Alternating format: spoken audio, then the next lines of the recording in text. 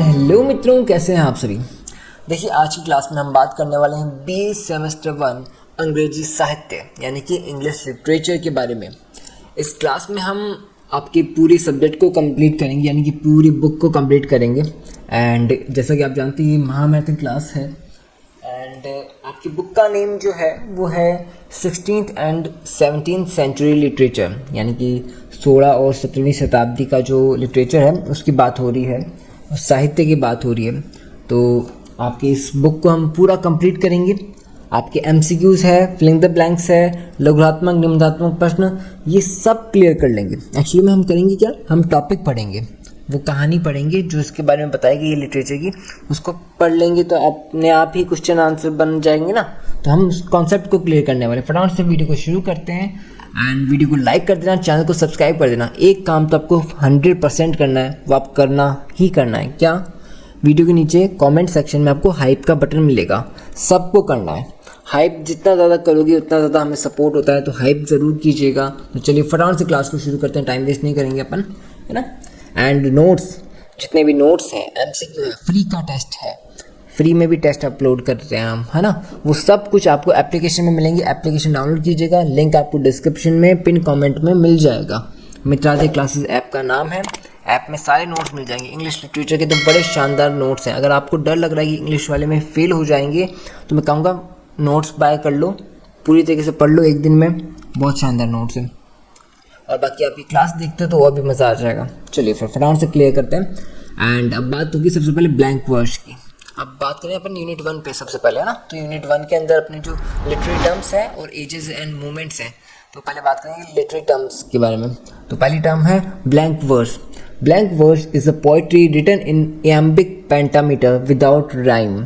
Blank verse ऐसी कविता है जो iambic पेंटामीटर में होती है लेकिन तुक नहीं होती है। राइम मतलब तुक होना, लाइक लय होता है ना, सा गाता रहे मेरा दिल, है ना, तू ही मेरी मंजिल। दिल और मंजिल, इसके अंदर इल इल यानी कि एक रिदम बैठ रहा है ना। लेकिन ब्लैंक वर्स के अंदर रिदम नहीं बैठती है, तुक नहीं बैठता है। आई बात समझ में। तो यहाँ पे क्या आया कि blank verse is a poetry written in iambic pentameter. कौन सा पेंटामीटर है? iambic। And without rhyme. Okay, then आप उसको क्या बताओगे? Each line usually has 10 syllables. क्या मतलब? प्रत्येक पंक्ति में सामान्यतः 10 मात्राएं होती हैं। Okay, 10 syllables. It follows rhythm but not rhyme scheme. मतलब कि रिदम को तो फॉलो करती है, लय को तो फॉलो करती है, बट तुक योजना नहीं होती है। रिदम और राइम दोनों ही अलग अलग होता है, ठीक है। It sounds like natural speech. ये सामान्य बोलचाल जैसा लगता है। It become popular in Elizabethan drama. यह एलिजाबेथन नाटकों में बहुत लोकप्रिय हुआ करता था। मतलब जो एलिजाबेथन टाइम हुआ करता था ना, एलिजाबेथ जब हुआ करते थे तब जो ड्रामा हुआ करते थे उसमें इसका बहुत प्रयोग किया जाता था, इस टर्म का। कौन सी टर्म? ब्लैंक वर्स का। It become popular in Elizabethan drama. अब देखो होगा क्या, आपके पेपर में 5 MCQs आएंगे, 5 फिलिंग द ब्लैंक्स आएंगे। वो 5 MCQ फिलिंग द ब्लैंक इन्हीं में से कहीं से बनेंगे। लाइक कोई एक लाइन उठा दी, उसमें से एक वर्ड गायब कर दिया, फिलिंग द ब्लैंक बन गया। उस चीज़ के बारे में कोई पूछ लिया कि भाई एलिजाबेथन टाइम के अंदर कौन सा पॉपुलर टर्म था, तभी वो आंसर आ जाएगा ना, ब्लैंक वर्ड्स। तो ये MCQ भी बन सकते हैं। स्पेशली बात करें लघुरात्मक निबंधात्मक प्रश्नों में, तो लघुरात्मक निबंधात्मक प्रश्नों में भी तो आपको यही पूछेगा ना कि ब्लैंक वर्ड्स को पूरा एक्सप्लेन करो या फिर एक नोट लिखो। तो नोट के अंदर आपको पूरा ये एक्सप्लेन करना है, और एक्सप्लेन के लिए मैं आपको थोड़ा बहुत समझा रहा हूँ, बाकी आपको हमारे एप्लीकेशन पे नोट्स में मिल जाएगा, ठीक है। और बाकी आपके अच्छे से इसको समझोगे ना, तो कोई व्याख्या वगैरह कुछ भी आपको करना है ना, आप सब कुछ यहाँ से कर लोगे। बिकॉज इंग्लिश का एक सीधा सा फंडा है कि अगर जो लैंग्वेज आपको आती है, आपको कौन सी लैंग्वेज आती है? हिंदी आती है। तो हिंदी लैंग्वेज में आप अगर उस कहानी को पूरी तरीके से समझ लोगे तो इंग्लिश में तो कन्वर्ट करना है बस। तो इंग्लिश में आप कन्वर्ट कर सकते हो बड़ी आसानी से। तो हिंदी इंग्लिश दोनों समझेंगे अपन, है ना। चलिए आगे करते हैं। Shakespeare used blank verse in many place. Shakespeare ने कई नाटकों में ब्लैंक वर्स का प्रयोग किया था। किसने प्रयोग किया था? शेक्सपियर ने। किस टर्म का? ब्लैंक वर्स का। It gives dignity and seriousness to poetry. यह कविता को गंभीर और प्रभावशाली बनाता है। It is common in tragedy and epic poetry. यह त्रासदी और महाकाव्य में सामान्य है। It keeps balance between poetry and speech, यह कविता और बोलचाल के बीच संतुलन रखता है। Blank verse become the main dramatic style, blank verse नाटक की प्रमुख शैली बन गया। द नेक्स्ट टर्म है sonnet. A sonnet is a poem of 14 lines. Sonnet 14 पंक्तियों की कविता होती है। It usually expresses love and deep feelings, यह प्राय प्रेम और गहरी भावनाओं को व्यक्त करता है। It follows a fixed rhyme scheme, इसमें सुनिश्चित यानी कि एक निश्चित तुक योजना होती है, रिदम होती है ना। यहाँ राइम की बात हो रही, रिदम की बात नहीं हो रही वैसे, लेकिन राइम होती है एक। Most sonnets use iambic pentameter, ये भी आयम्बिक पेंटामीटर यूज करता है। अधिकांश सोनेट आयम्बिक पेंटामीटर में लिखे जाते हैं। The sonnet originated in Italy, sonnet की उत्पत्ति इटली में हुई है। Petrarch develop the Italian sonnet, Petrarch ने इटालियन सोनेट को विकसित किया।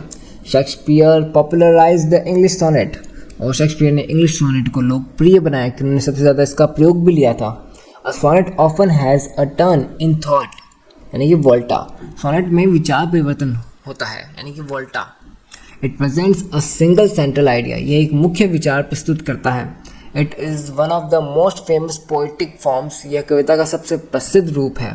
ओके, कौन सा? सोनेट। देन बात करेंगे lyric. A lyric expresses personal feelings of the poet, lyric कवि की व्यक्तिगत भावनाओं को व्यक्त करती है। It is usually short and musical होती है, यानी ये सामान्यतः छोटी और संगीतात्मक होती है।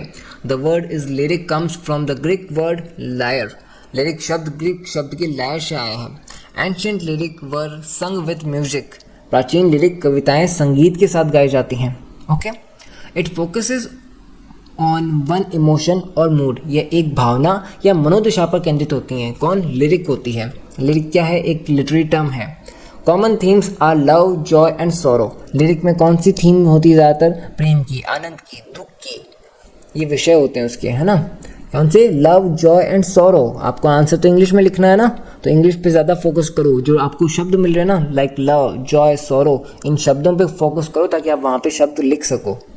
It is subjective in nature, यह परिव्यक्तिपरक प्रकृति की होती हैं। Subjective in nature, it expresses inner feelings of the poet, यह कवि की आंतरिक भावनाओं को व्यक्त करती है। Many songs are examples of lyric poetry, कई गीत लिरिक कविता के उदाहरण हैं। Lyric is the one of the oldest poetic forms, lyric कविता का सबसे प्राचीन रूपों में से एक है ना। कविता का सबसे प्राचीन रूप कौन सा? लिरिक। फिर आता है अपना नेक्स्ट टर्म जो है लिरिक लिटरेरी टर्म, वो है hyperbole. Hyperbole is the deliberate exaggeration, यानी कि एक्सजरेशन। तो हाइपरबोली जानबूझकर की गई अतिशयोक्ति है। एक्सजरेशन का मतलब है अतिशयोक्ति। It is used for emphasis और इफेक्ट, इसका प्रयोग प्रभाव पैदा करने के लिए होता है। It should not be taken literally, इसे शाब्दिक अर्थ में नहीं लेना चाहिए। It creates strong emotional impact, यह गहरा भावनात्मक प्रभाव पैदा करती है। It is common in poetry and drama, यह कविता और नाटक में सामान्य है। एग्जाम्पल के लिए, आई क्राइड अ रिवर, उदाहरण, मैंने आंसुओं की नदी बहा दी। इट मेक्स एक्सप्रेशन ड्रामेटिक, यह अभिव्यक्ति को नाटकीय बनाती है। It increases intensity of feelings, यह भावनाओं की तीव्रता बढ़ाती है। It adds beauty to language. Hyperbole is a figure of speech. Okay, figure मतलब अलंकार है ये। Conceit is an unusual and extended comparison, यानी कंसेट असामान्य और लंबी तुलना होती है। It is common in metaphysically poetry, यह मेटाफिजिकल कविता में सामान्य है। John Donne used many conceits, John Donne ने तो बहुत कंसेट का यूज़ किया है। अच्छा, आपके शेक्सपियर ने कौन सा यूज़ किया था बताना मेरे को। It connects very different ideas, यह बहुत भिन्न विचारों को जोड़ता है। It is intellectual in nature, यह बौद्धिक प्रकृति का होता है। इट सरप्राइजेज द रीडर, यह पाठक को आश्चर्यचकित करता है। कौन करता है? कंसेट करता है। It creates its deep philosophical meaning, यह गहरा दार्शनिक अर्थ पैदा करता है। It goes beyond simple metaphor, यह साधारण रूपक से आगे बढ़ता है। It shows wit and imagination, यह बुद्धिमत्ता और कल्पना दिखाता है। Conceit becomes famous in the 17th century, conceit जो कौन सी शताब्दी में फेमस हुआ था? 17वीं शताब्दी में। Okay, 17th। Alliteration it used occurs at beginning of words, ये सामान्यतः शब्दों की शुरुआत में होता है. It creates musical effect in poetry, ठीक है, ये कविता में एक संगीतात्मक प्रभाव पैदा करता है. इट मेक्स लैंग्वेज अट्रैक्टिव, ये भाषा को आकर्षक बनाता है. कौन? Alliteration. It strengthens rhythm and sound patterns, ये लय और ध्वनि विन्यास को मजबूत करता है. Alliteration is a repetition of the same consonant sound, alliteration एक ही व्यंजन ध्वनि की पुनरावृत्ति है. ओके, नेक्स्ट पे आते हैं अपन. She sells sea shells, it is commonly used in poetry, इसका प्रयोग कविता में अधिक होता है. It helps readers remember lines easily, यह पंक्तियों को आसानी से याद रखने योग्य बनाता है. It beautifies poetic expression, beautifies, यह काव्य अभिव्यक्ति को सुंदर बनाता है. And alliteration is a sound device in literature. Okay, sound device का मतलब हो गया ध्वनि अलंकार. फिर आता है simile. A simile compares two things using like और एज. उपमा में लाइक या एज की तुलना की जाती है ना, उसे सिमिल कहा जाता है. It is a direct comparison. It helps create clear imagery, यानी कि चित्र बना देता है पूरा स्पष्ट दिमाग में. एग्जाम्पल, ब्रेव एज लायन, शेर जैसा बहादुर, यह वर्णन को सजीव बना देती है. It makes description vivid. It improves imagination. It improves imaginations. It is common in poetry and prose. It makes language expressive. Simile is easy to understand. It clarifies the idea clearly, है ना. बात करते हैं metaphor की. A metaphor is an indirect comparison. रूपक अप्रत्यक्ष तुलना है. It compares two things without like or as. इसमें like या as का प्रयोग नहीं होता, मतलब ये भी कंपेयर करता है बट विदाउट लाइक और एज का प्रयोग, ठीक है. मतलब लाइक एज का प्रयोग किए बिना ये कंपेयर करता है, बट सिमिल लाइक एज का प्रयोग करके कंपेयर करता है. One thing is described as another, एक वस्तु को दूसरी वस्तु के रूप में बताया जाता है. लाइक एग्जाम्पल समझते हैं अपन. टाइम इज अ थीफ, समय चोर है, ठीक है. अब समय की तुलना कर दी गई चोर के साथ में, बट कैसे, एक उदाहरण के तौर पर, लेकिन लाइक एज का प्रयोग नहीं किया गया. इट क्रिएट्स, मतलब उसको एक अलग चीज़ों का वर्णन दे दिया गया है, अदर चीज़ का वर्णन दे दिया गया है. इट क्रिएट्स डीपर मीनिंग, यह गहरा अर्थ उत्पन्न करता है, ठीक है. It is stronger than simile. It creates powerful imagery. It adds beauty to language. It is widely used in poetry. Metaphor improves poetic expression. Allegory. Allegory is a story with symbolic meaning. It represents deeper moral or spiritual ideas. ये गहरे नैतिक और आध्यात्मिक विचार दर्शाते हैं, ठीक है. Characters represent abstract ideas. Event had hidden meanings. It teaches moral lessons. ये नैतिक शिक्षा देती है. यह कविता गद्य दोनों में मिलती है, मतलब it commonly in poetry and prose, दोनों में है. पोइट्री और प्रोज दोनों के अंदर है क्या, एलिजरी. एग्जाम्पल के लिए the pilgrims progress. It combines story with philosophy. Readers must interpret the symbols. पाठक को प्रतीकों को समझना पड़ता है. Allegory makes literature meaningful. Allegory साहित्य को अर्थपूर्ण बनाती है. फिर नेक्स्ट है अपना ट्रेजेडी. तो tragedy is a serious form of drama. त्रासदी नाटक का गंभीर रूप है. मतलब ट्रेजेडी मतलब कुछ घटना हो जाना, त्रासदी हो जाना, ठीक है. तो उसमें त्रासदी दिखाई जाती है नाटक के अंदर. It shows the downfall of a great hero, मतलब ग्रेट हीरो का एक पतन दिखा दिया. महान नायक है, लाइक कोई हीरो है, उसका कोई डाउनफॉल चल रहा है या फिर वो हार गया कोई लड़ाई, वैसा कुछ दिखाया जा रहा है, ठीक है. The hero has a tragic flaw, नायक में एक त्रासद दोष होता है. This flaw leads to destruction, यह दोष उसके विनाश का कारण बनता है. Tragedy creates pity and fear, त्रासदी दया और भय उत्पन्न करती है. इट एंड्स इन सफरिंग और डेथ, इसका अंत दुख या मृत्यु में होता है. Fate and destiny often play a role, इसमें भाग्य की भूमिका होती है. Shakespeare road great tragedies, Shakespeare ने महान त्रासदियाँ लिखी हैं, मतलब बहुत सी ऐसी कहानियाँ लिखी हैं जिनमें त्रासदियाँ बहुत हाई लेवल की हैं, महान हैं, एपिक हैं, ग्रेट हैं. Examples include Macbeth and Hamlet. उदाहरण के लिए मैकबेथ और हैमलेट, ठीक है. तो ट्रेजेडी टीचेस मॉरल लेसन्स, त्रासदी नैतिक शिक्षा देती है. जैसे अपना सॉलिक्यूली.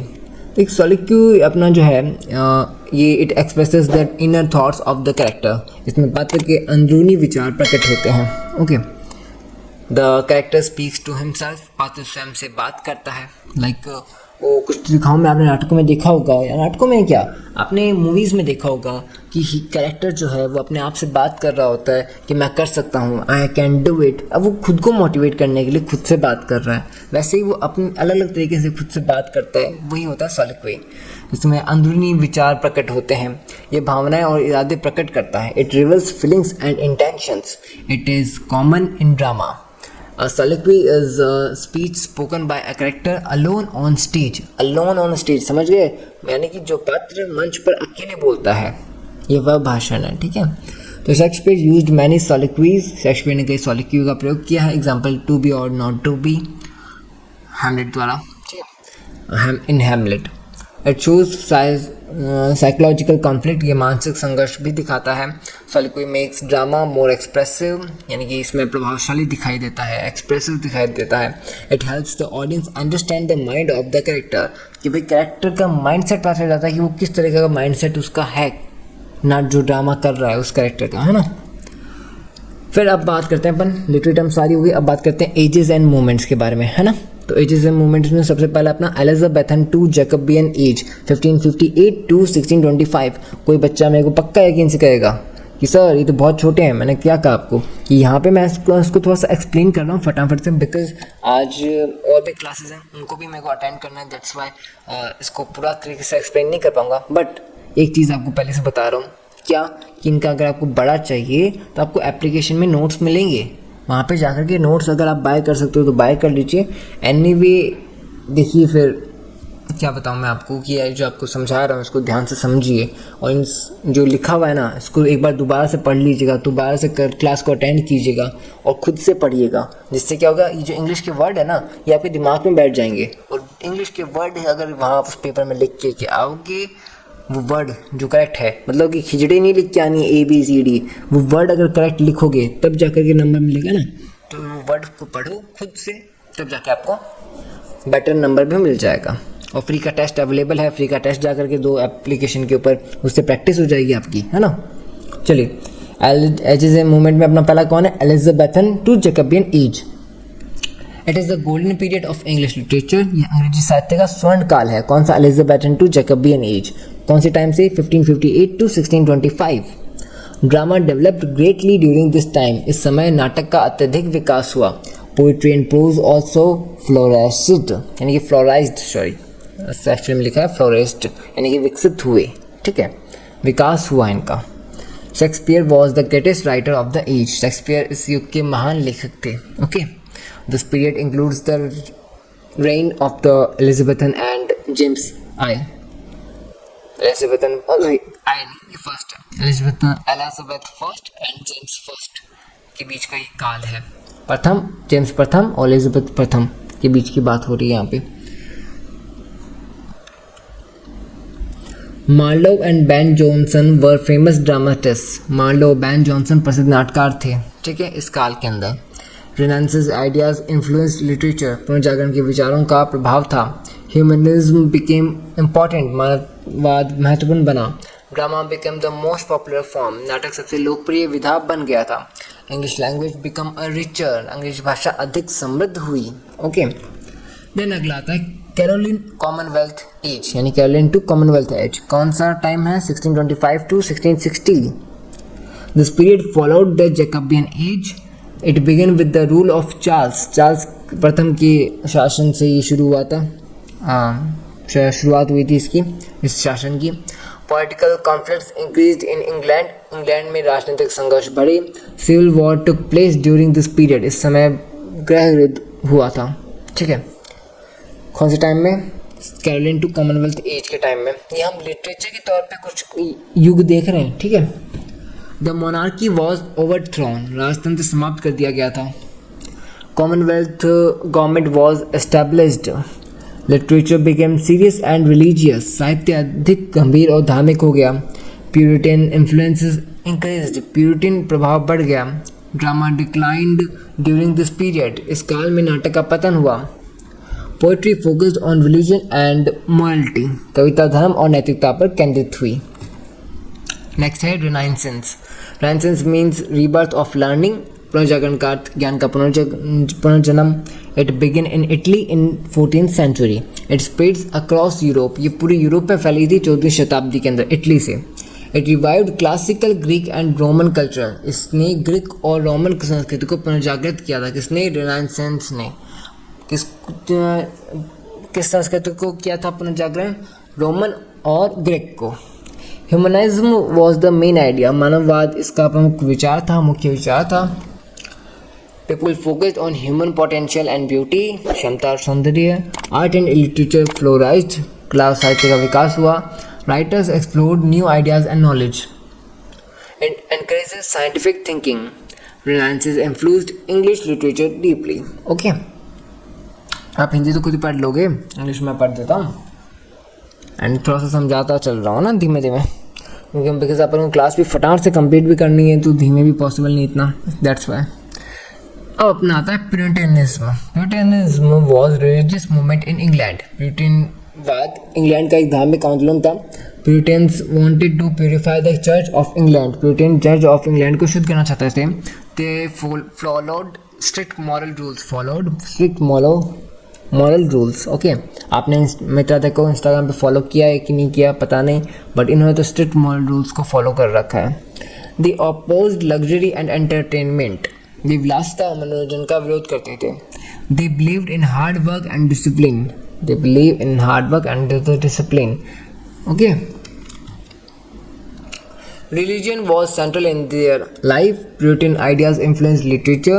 Drama declined because Puritans opposed theatres. Writers focused on morality and religion. Puritanism shaped the Commonwealth period. चलिए फिर नेक्स्ट पे आते हैं अपन मेटाफिजिकल स्कूल ऑफ पोएट्री, अपना लास्ट एशियन मूवमेंट है। तो metaphysical poetry began in the 17th century. John Donne was it main poet, John Donne इसके मुख्य कवि थे। It uses intellectual and philosophical ideas. It uses comparisons called conceits. ये कौन से कंपैरिजन को यूज़ में करते हैं? कंसेट्स को यूज़ में लेते हैं, ठीक है। The style is logical and argumentative, इसकी शैली जो है तर्कपूर्ण होती है, okay. Themes includes love, religion and philosophy. It combines emotion with intellect. The language is simple but deep in meaning. Other poets include Heartbed and Marvel. Metaphysical poetry is unique in style. Okay, चलिए अब हमने unit 1 के जितने भी थे ना आपके literary terms and ages and movements सारे कंप्लीट कर लिए। अब अपन यूनिट नंबर 2 से जितने भी आपके आगे जितने भी कविताएं आने वाली, प्रोज एंड पोएम्स जो भी आने वाले हैं, उनको अपन एक बार के लिए सार समझेंगे उनका फटाफट से, है ना। नोट्स आपको एप्लीकेशन में मिल जाएंगे अच्छे से, तो आप वहाँ से देख सकते हो। Edmund Spenser, one day I wrote her name. The poem is written by Edmund Spenser, ये कविता एडमंड स्पेंसर द्वारा लिखी गई है। इट इज स्पेंसरियन सोनेट, ये स्पेंसरियन सोनेट है। The poem shows deep love for the beloved, कविता में प्रेयसी के प्रति गहरा प्रेम दिखाया गया है। The poet writes his beloved name on the sand, कवि रेत पर अपनी प्रेयसी का नाम लिखता है।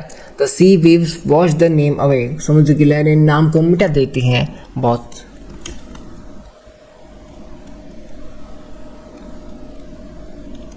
चलिए नेक्स्ट है अपना the beloved says that everything is mortal, प्रेयसी कहती है कि संसार की हर चीज नश्वर है। The poet believes poetry can make love immortal, कवि मानता है कि कविता प्रेम को अमर बना सकती है। The poem shows the power of poetry, कविता की शक्ति को दर्शाती है। It reflects Renaissance confidence in art, ये कला में पुनर्जागरण के विश्वास को दर्शाती है। The central idea is love and immortality, इसका मुख्य विचार प्रेम और अमरता है, ओके। नेक्स्ट अपना है Christopher Marlowe, the face that launched 1,000 ships, okay. तो Christopher Marlowe, these famous liners are from the play Doctor Faustus, ये प्रसिद्ध पंक्तियाँ डॉक्टर फॉस्टस नाटक से ली गई हैं। क्या लाइन दी गई है? The face that launched 1,000 ships. The speaker is Doctor Faustus, वक्ता कौन है? डॉक्टर फास्टस हैं। He sees the spirit of Helen of Troy, वह ट्रॉय की हेलेन की आत्मा को देखता है। Helen is the famous for her beauty, Helen अपनी सुंदरता के लिए प्रसिद्ध है। Her beauty caused the Trojan war, उसकी सुंदरता के कारण ट्रोजन युद्ध हुआ था, ठीक है। फॉस्टस एडमायर्स हर एक्स्ट्राऑर्डिनरी ब्यूटी, फॉस्टस उसकी अद्भुत सुंदरता की प्रशंसा करता है। द लाइन्स यूज हाइपरबोल, इस पंक्ति में अतिशयोक्ति है, अलंकार है। It shows Renaissance administration of beauty, यह पुनर्जागरण काल की सौंदर्य प्रशंसा दिखाता है। Beauty is shown as powerful and dangerous, सुंदरता को शक्तिशाली और खतरनाक बताया गया है। ठीक है। The theme is the power of beauty, इसका विषय सुंदरता की शक्ति है। John Donne, go and catch a falling star. The poem is written by John Donne, यह कविता जॉन डन द्वारा लिखी गई है। It is a metaphysical poem, यह मेटाफिजिकल कविता है। The poem begins with the impossible task, कविता असंभव कार्यों से शुरू होती है। एग्जाम्पल के लिए कैचिंग अ फॉलिंग स्टार, टूटते हुए तारे को पकड़ना, ये इम्पॉसिबल सी बात है यार। दीज इमेजेस शो इम्पॉसिबिलिटी, ये चित्र असंभवता को दर्शाते हैं।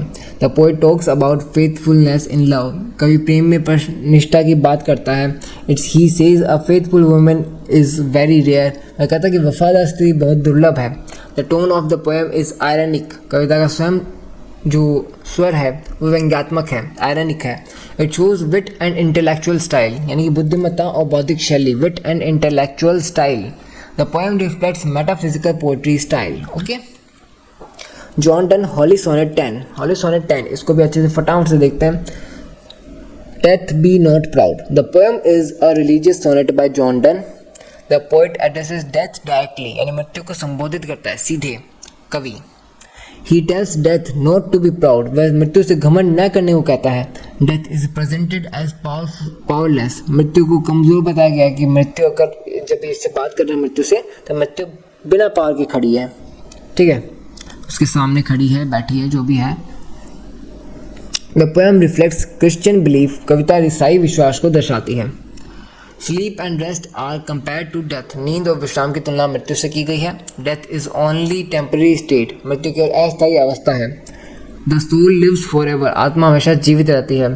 The poem ends with the idea that death will die, कविता इस विचार के साथ समाप्त हो जाती है कि मृत्यु भी मर जाएगी। The theme is victory over death, इसका विषय मृत्यु पर विजय है। George Herbert The Pulley. The poem is written by George Herbert. It is a metaphysical poem.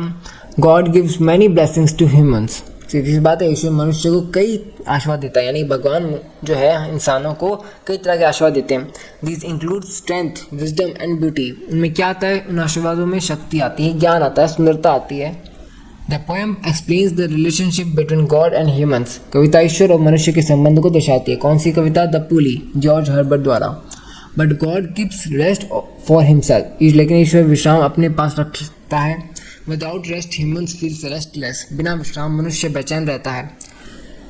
Restlessness makes human seek God, बेचैनी मनुष्य को ईश्वर की ओर ले जाती है। The pulley symbolizes spiritual connection, pulley आध्यात्मिक संबंध का प्रतीक है। The poem shows divine wisdom, कविता ईश्वर की बुद्धिमत्ता को दर्शाती है। फिर आगे अपना John Dryden, a song for Thessalia Day, यानी कि the poem is written by John Dryden, celebrates the power of music, the patron saint of music, music can influences human emotions. The poem describes the creation of the music through music. Okay, the poem describes the creation of the universe through music, कविता संगीत के माध्यम से सृष्टि की रचना का वर्णन करती है। ओके, लाइक जैसे भगवान शिव के डमरू से कितनी चीज़ों का निर्माण हुआ है, वैसे ही कुछ बताया गया यहाँ पे। म्यूजिक से सृष्टि का निर्माण। Different instruments create different feelings, अलग अलग वाद्य यंत्र अलग अलग भावनाएं पैदा करते हैं। Music can inspire joy and courage, संगीत आनंद और साहस उत्पन्न करते हैं। It can also express sadness, ये दुख भी व्यक्त करता है। The poem shows harmony between art and nature, कविता कला और प्रकृति के बीच सामंजस्य दिखाती है। The main theme is the divine power of music, इसका मुख्य विषय संगीत की दिव्य शक्ति के साथ है। अब बात करते हैं इकाई नंबर 3 यानी यूनिट नंबर 3 के फटाफट से, है ना। फ्रांसिस बैकन, तो फ्रांसिस बैकन का फटाफट से इस तरीके से देख लीजिएगा। अभी क्या मेरे पास इतना टाइम नहीं है, फ्रांसिस बैकन के आप चेक कर लीजिएगा। फ्रांसिस बैकन का एक तो है ऑफ स्टडीज़ का है, ऑफ स्टडीज़ के बारे में आप बता दीजिएगा, है ना। इसमें ज्ञान की बात हो रही है, पढ़ाई की बात हो रही है, लेखन क्षमता की बात हो रही है, अनुभव की, एक्सपीरियंस की बात होती है। वहीं फ्रांसिस बैकन ऑफ ट्रैवल के अंदर क्या होती है? यात्रा की बात होती है। जब उनके यात्राओं के अंदर उनकी क्या बोलते हैं अनुभव रहे थे, उन्होंने क्या क्या भाषाएं सीखी थी, क्या क्या उन्होंने संस्कृतियाँ सीखी थी, क्या क्या उन्होंने जाना था, उनकी समझ के बारे में पता चलता है, उनके मनोरंजन के बारे में, उनके पुनर्जागरण की विचारधाराओं के बारे में हमें पता चलता है ऑफ ट्रैवल से। मॉन्टेग्न ऑफ फ्रेंडशिप, ये निबंध मॉन्टेग्न द्वारा लिखा गया, यानी the essay is written by Montaigne. It discusses the true meaning of friendship. True friendship is rare and valuable. True friendship, okay, सच्ची मित्रता दुर्लभ और मूल्यवान होती है।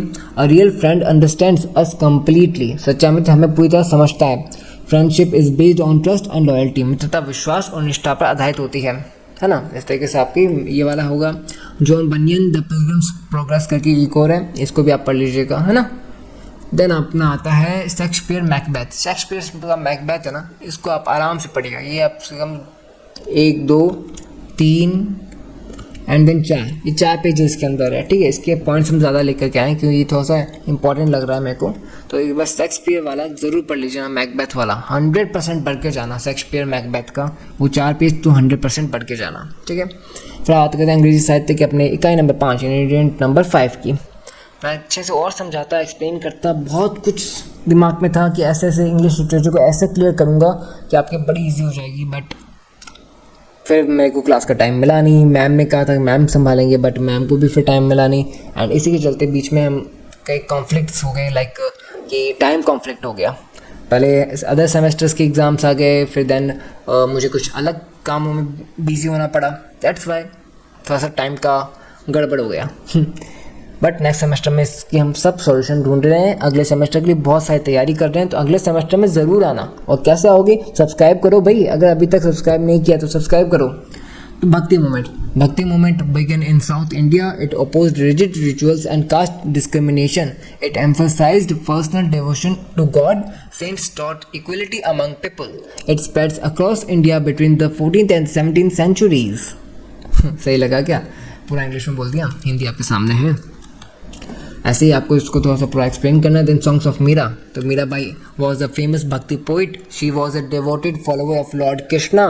हर poems expresses deep love for Krishna. She says she has given everything for Krishna.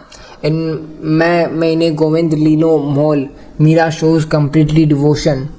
इन हरि तुम हरो जन की पीर, मीरा प्यास to Krishna, praise to Krishna, and poetry is simpler and emotional. The devotion is personal and spiritual. Okay, तो आप ये इसमें बता सकते हो। दिन कभी इस पोएम में आप बता सकते हो कि निर्गुण भक्ति काव्य काल के थे। इसके अंदर शुद्धता थी, सत्य पे बल दिया गया था, दार्शनिक बातें थी, लाइक फिलोसॉफिकल इनकी होती थी कविताएं, है ना। देन तिरुवल्लुवर जो है, तिरुवल्लुवर जी महान तमिल कवि हैं, दार्शनिक हैं, तमिल पोइट एंड फिलोसोफर हैं। इनके बारे में भी बताना है आपको अच्छे से, ठीक है। इसको आराम से पढ़ लीजिएगा। तो ये कुछ इस तरीके से आज की हमने क्लास आपकी कंप्लीट की है। इस क्लास में हमने क्या क्या जाना, देखिए सबसे पहले बता दूं मैं आपको कि हमने आपकी सारी यूनिट्स के जितने भी सार है ना, कविताओं के सार को समझ लिया है कि भाई किस में क्या है। अगर आप इसको पढ़ोगे ना तो बहुत ईजी है। अब आपको करना क्या है वो बता रहा हूँ मैं। करना ये है कि वीडियो को दोबारा से देखना, वीडियो को पॉज करना और जो लिखा हुआ है ना उसको खुद से पढ़ना। खुद से पढ़ोगे दिमाग में कुछ ना कुछ वर्ड बैठ जाएगा और इंग्लिश का लिटरेचर का पेपर में आप वहाँ पर कुछ लिख सकोगे। और भी अच्छी तरीके से जानना है तो एप्लीकेशन का लिंक नीचे दिया गया है। फ्री का टेस्ट तो एक बार देख लो, पता चल जाएगा कैसी तैयारी है, और भी कुछ नए आंसर पता चल जाएंगे। फ्री का टेस्ट दे दो, पता चल जाएगा। एंड फिर उसमें एप्लीकेशन में आपको नोट्स, अगर आपको ख़रीदने की क्षमता है, अगर आप खरीद सकते हो तो आप खरीद लीजिए। मैं उनको प्राइस फ्री में भी दे सकता था, बट प्राइस इसलिए दिए कि भाई मुझे भी आगे आपको और भी नए फीचर्स ला के देने, उन फीचर्स के लिए पैसे लगते हैं मुझे भी। कितने टाइम तक मैं अपने पॉकेट मनी से चलाऊँगा, है ना। That's why. तो आज की क्लास के लिए इतना ही। अब मिलते हैं एक नए सेमेस्टर में एक नई क्लास के साथ। तो जुड़े रहिए MGS मित्राधे के साथ, आपका अपना स्टडी मित्र मित्राधे क्लासेस। तो वीडियो को लाइक कर देना, चैनल को सब्सक्राइब कर देना और इस वीडियो को ज़रूर से हाइप करना है। क्या करना है? हाइप करना है। कमेंट सेक्शन के पास में हाइप का बटन है, हाइप कर दीजिएगा।